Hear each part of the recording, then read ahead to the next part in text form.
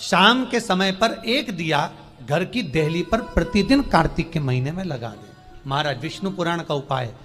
अगर ज्यादा तकलीफ है, बहुत कष्ट है, बहुत ज्यादा कष्ट के व्यापार चल ही नहीं रहा, कर्जे में लतालुम हो गए, यहां तक गति हो गई कि मरने तक की सोच लिया, तो वो कार्तिक के महीने में कर, उसका प्रयोग अवश्य करें। सुख समृद्धि के, लक्ष्मी वैभव के।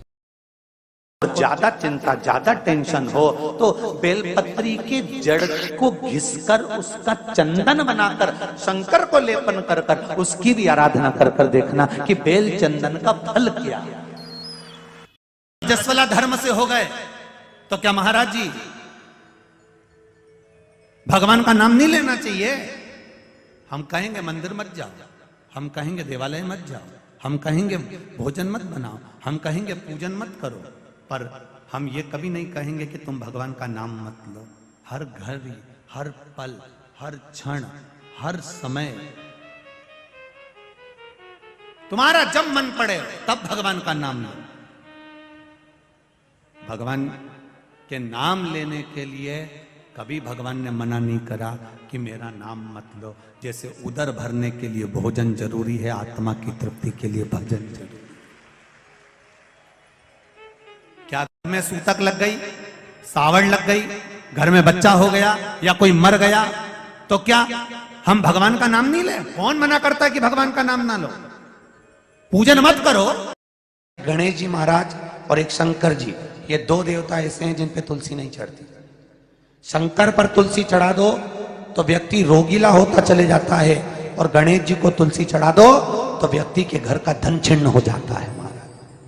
कहीं खुजली चल रही हो, कहीं दाने पड़ गए हो, कहीं चमड़ी सफेद लाल काली पीली जैसी पड़ गई हो, कहीं दाग हो रहे हो, चर्म रोग, कहीं खुजाल चल रही हो, तो शिव महापुराण की कथा का ये संवाद याद रखिए। लिंग पर आम के पल्लव को जो वर दिया गया, तो आम के 21 पत्ते इकट्ठे कर उसको आग लगाकर उसकी भस्म तैयार कर शंकर भगवान के शिवलिंग पर शाम के समय प्रदोष काल में चढ़ा दीजिए वो भस्म, और उस भस्म को उठाकर लेकर आ जाओ, डब्बी में भर लो, और गाय का घर। मंदिर में आप लोग दिया लगाते हो कभी? अरे बोलो तो जम के, लगाते हो? मंदिर में अगर कोई दिया रखा हुआ है और आप घर से इतनी बड़ी डब्बी ले गए, उसमें घी थी, बत्ती थी, माचिस थी, माचिस बत्ती और घी डब्बी में तुम लेकर चली गई, दिया लेकर नहीं गई, तुमने दूसरे के रखे हुए दिए में अपनी बत्ती लगाकर आ गई हो, तो तुम हजारों बार बत्ती लगाना, जिसका दिया था उसी के खाते में वो दीप दान जाएगा, तुम्हारे खाते में नहीं जोड़ा। यज्ञ का धुआं तरंगता देता। कभी मौका मिले हम तो कहेंगे हर घर में, प्रत्येक घर में महीने में, 2 महीने में एक बार तो तुम धूप छोड़ी दिया करो, या यज्ञ करी लिया करो। एक थोड़ा सा यज्ञ पूजन, थोड़ी सी कंडा जलाया, गोबरी जलाई, घी शक्कर लिया, छोड़ दिया, भगवान के नाम कहीं छोड़ दो। जरूरी नहीं है कि तुम्हें कुछ मांगना ही है, उसलिए छोड़ो भगवान का। प्रभु शिव कहकर ही छोड़ दो, नारायण कहकर ही छोड़ दो, राम कहकर ही छोड़ दो, कृष्ण कहकर ही छोड़ दो, उसको दे दो।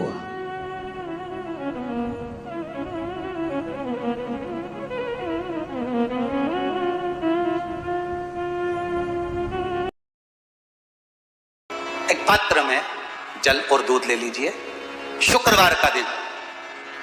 तो कहोगे गुरुजी ये कथा कहां से निकाल के लाए हो? तो विष्णु पुराण में से आप उसको स्मरण कर सकते हो। काय में से? विष्णु पुराण में से। एक पात्र में देसी गाय का दूध, जल उसमें रखकर, और आपके यहाँ अगर लड्डू गोपाल हो, यदि आपके घर में ठाकुर जी हो, लड्डू गोपाल हो, विष्णु जी का कोई स्वरूप हो, श्री हरि का कोई स्वरूप हो, तो उस पर शुक्रवार के दिन आप संध्या के समय पर दुर्वा डालकर, उस दुर्वा से अगर लक्ष्मी जी के नामों का 108 बार उच्चारण कर कर, घी का दिया लगाकर, कैसर के चावल साथ में रखकर केवल उस जल का और दूध का मात्र छींटा देते हो, तो उसके घर में कभी लक्ष्मी की कमी नहीं आ सकती, संपदा बढ़ती चली जाती है। 108 बार लक्ष्मी के नाम का मात्र उच्चारण कर लेने पर, भगवान विष्णु के चरणारविंद पर, भगवान विष्णु के चरणों पर केवल उस दुर्वा का, जल का, दूध का सिंचन कर देने से भी लक्ष्मी की वृद्धि होती है।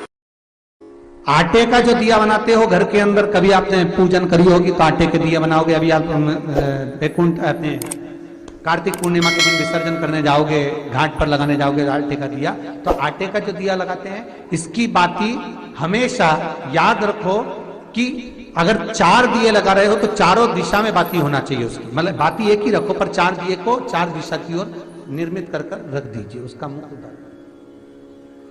आटे के दिए में कभी भी चोंच नहीं बनाना चाहिए, अर्थात बत्ती रखने की जो चोंच होती है आटे के दिए में कभी नहीं बनाना, बिल्कुल गोल बनाना चाहिए और उसको फिर विसर्जन की ओर आप लेकर जाओ या देवता की ओर लगाओ, जहां लगाना है, पर उसमें चोंच नहीं होना चाहिए। जिस आटे के दिए में चोंच बन जाती है उसको बलि का भाग ग्रहण करने वाले